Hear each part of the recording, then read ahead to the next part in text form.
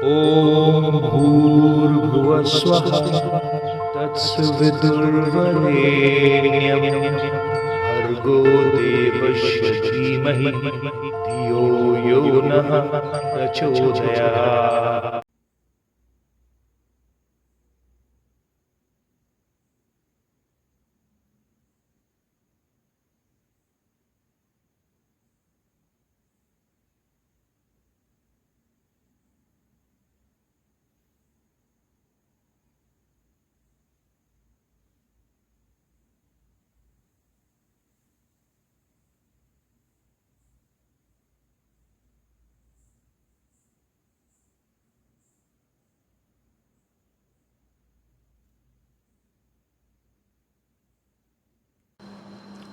जय श्री कृष्ण मेरे सनातनी बंधुओं। पिछले अंक में हम लोगों ने महाभारत के प्रथम अध्याय का अध्ययन पूर्ण किया था। इस प्रथम अध्याय को अनुक्रमणिका पर्व भी कहा जाता है। इस अंक में हम लोग महाभारत के द्वितीय अध्याय का अध्ययन करेंगे। इस द्वितीय अध्याय को पर्व संग्रह पर्व कहते हैं।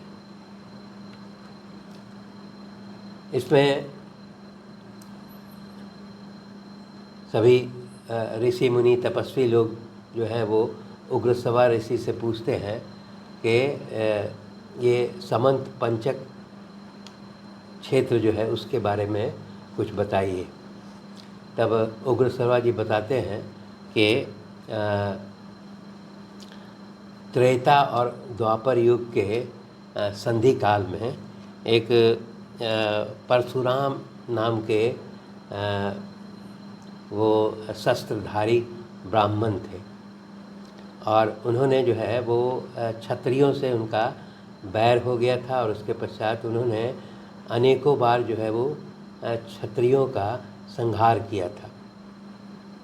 उन्होंने क्षत्रियों का इतना बड़ा संहार किया कि उनके रक्त से जो है उस स्थान पर 5 कुंड बन गए थे जो क्षत्रियों के रक्त से भरे हुए थे। परशुराम ने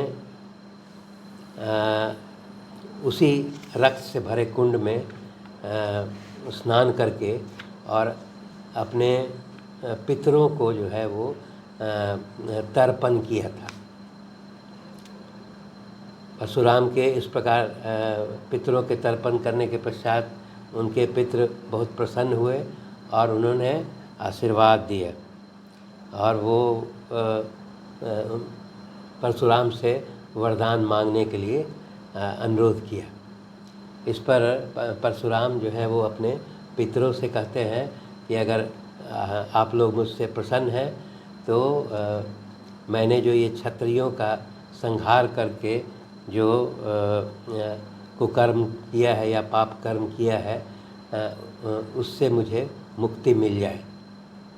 तथा उन्होंने यह भी अनुरोध किया कि मैंने उनका जहाँ संहार किया है और वो सरोवर जो बनाया है उनके रक्त का वो भी जो है भविष्य में एक पूरी पृथ्वी में वो प्रसिद्ध तीर्थ के रूप में जाना जाए। इस पर उनके पितरों ने उनको एवमस्तु कह करके आशीर्वाद दिया और फिर उन्होंने यह भी अनुरोध किया कि अब जो है जो शेष बचे हुए क्षत्रिय हैं उनका संहार रोक दो और इतना कह करके फिर उनके पितर लोग जो है वो प्रस्थान कर जाते हैं। तो उग्रश्रवा जी बताते हैं कि यही वो स्थान जहाँ की वो 5 कुंड क्षत्रियों के रक्त से भरे हुए बने थे, उस स्थान के पास जो प्रदेश है उसको समंत पंचक या कुरुक्षेत्र भी कहते हैं। उग्रश्रवा जी बताते हैं कि इसी समंत पंचक क्षेत्र में कलयुग और द्वापर के संधि काल में जब महाभारत युद्ध हुआ था कौरवों पांडवों के बीच में, तो इसी समंत पंचक नामक स्थान पर युद्ध हुआ था और उसमें वो बताते हैं कि इस युद्ध में कौरव और पांडवों को मिला करके कुल 18 अक्षौहिणी सेना जो है एकत्रित हुई थी और वो इस युद्ध में सभी 18 अक्षौहिणी सेना जो है वो नष्ट हो गई थी। इसीलिए उग्रसर्वा जी बताते हैं कि इस क्षेत्र में चूँकि समस्त सेना नष्ट हो गई थी, इसीलिए इस स्थान का नाम जो है वो समंत पंचक, पंचक मतलब 5 जो सरोवर हैं उसको कह करके, और समंत मतलब समस्त जो 18 अक्षौहिणी सेना समाप्त हो गई थी उसके संदर्भ में कहा गया है। इसलिए वो बताते हैं कि इस स्थान का नाम समंत पंचक या वर्तमान में जो कुरुक्षेत्र के रूप में इसको जाना जाता है। उसके पश्चात सभी तपस्वी जो है उग्रसवा ऋषि से कहते हैं कि आपने अक्षौहिणी सेना के बारे में बताया है, तो वो जानकारी चाहते हैं कि ये अक्षौहिणी सेना की गणना जो है वो कैसे की जाती है। तब इस पर जो है उग्रसवा ऋषि जो है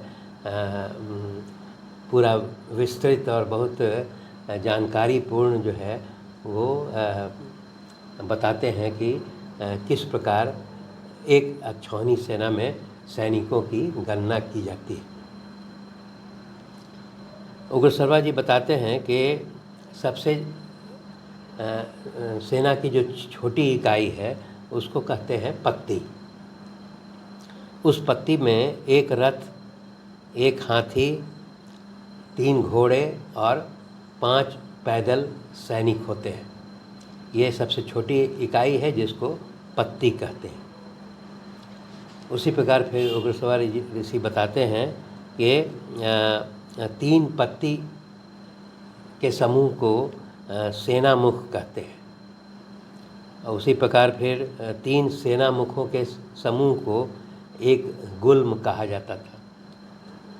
फिर उसी प्रकार 3 गुल्म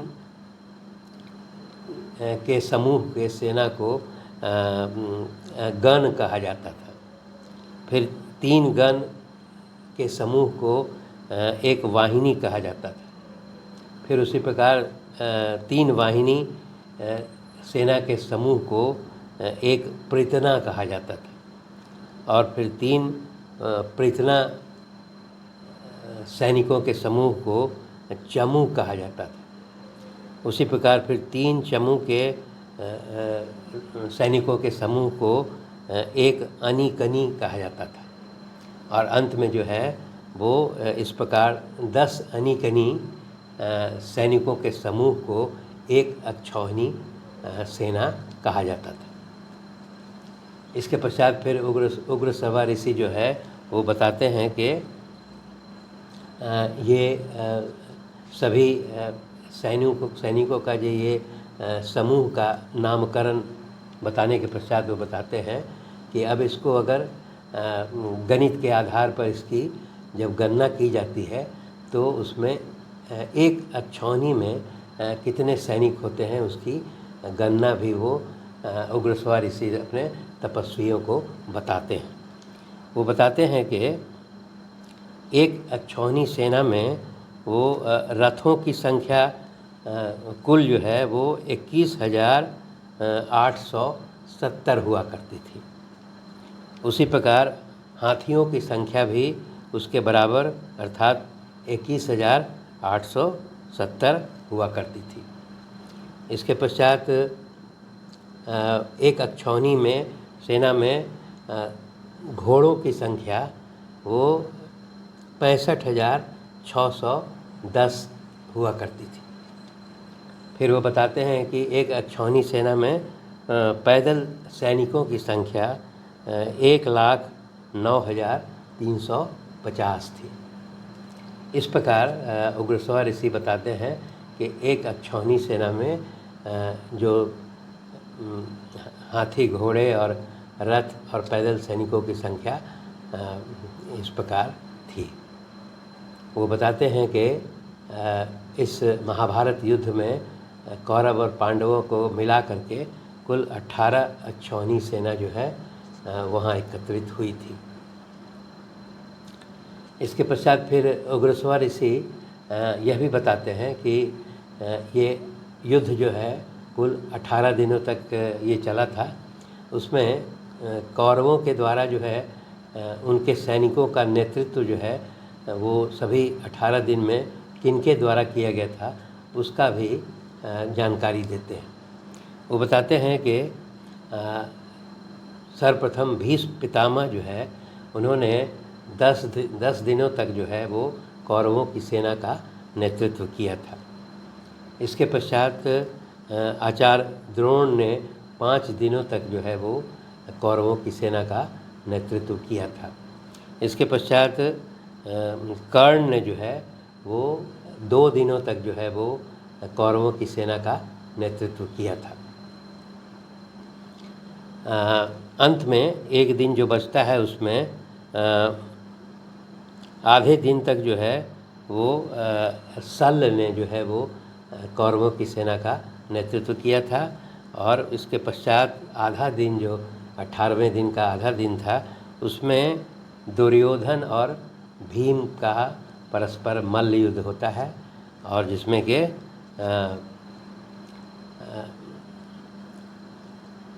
दुर्योधन जो है उसमें मारा जाता है। इसके पश्चात उग्रस्वर ऋषि बताते हैं कि 18वें दिन के समाप्ति होने के पश्चात जब युद्ध समाप्त हो गया था और ऐसा नियम था कि संध्या के बाद युद्ध वर्जित था, फिर भी जो है 18वें दिन के युद्ध की समाप्ति के पश्चात रात्रि के समय जो है अश्वत्थामा, कृतवर्मा और कृपाचार्य ने मिल करके युधिष्ठिर के सैनिकों का वध कर दिया था। इस प्रकार उग्रश्रवा जी बताते हैं कि ये जो महाभारत जो है वो संपूर्ण शास्त्रों में परब्रह्म परमात्मा की प्राप्ति रूप प्रयोजन को पूर्ण करने वाला श्रेष्ठ इतिहास है। वो बताते हैं कि जैसे भोजन के बिना शरीर का निर्वाह असंभव है, उसी प्रकार किसी भी पृथ्वी पर कोई भी इस तरह का अगर इतिहास का वो लेखन करता है तो उसे महाभारत नामक इस इतिहास का सहारा लेना पड़ेगा, अर्थात इसी को आधार बना करके इतिहास की रचना करनी पड़ेगी। उग्रश्रवा जी बताते हैं कि यह महाभारत जो है वो इतिहास ज्ञान का भंडार है और उसमें सूक्ष्म से सूक्ष्म पदार्थ तथा उनका अनुभव कराने वाली युक्तियाँ भरी हुई हैं। इस प्रकार उग्रश्रवा जी जो है वो सभी तपस्वियों को इस पर्व संग्रह पर्व के बारे में बताते हैं। धन्यवाद।